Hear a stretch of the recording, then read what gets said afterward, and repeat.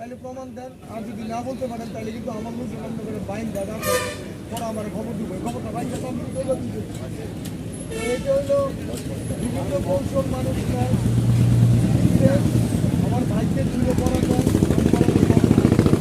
পরাজয়টা মানতে পারছি, কিন্তু যে সুযোগটা অসম্মানজনক যে কথাটা এইটাই মানতে পারতেছি। আপনার দোয়া করবেন যাতে আল্লাহ এটা আমি সহ্য করতে পারি। আপনাদের সাথে বিগত দিন ছিলাম, আগামী দিন যাতে থাকতে পারি।